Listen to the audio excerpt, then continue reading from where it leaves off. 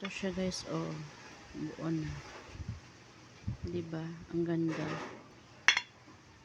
Meron sa 369, meron ka ng dalawang pancake maker.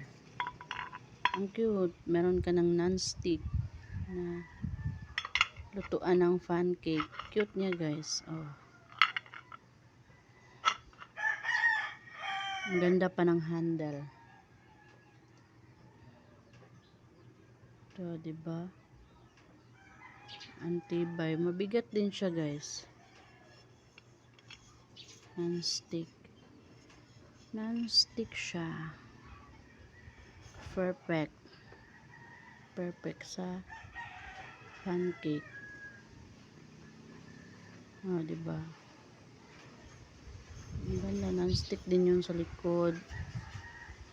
Pero pinakamaganda itong handle guys. Oh.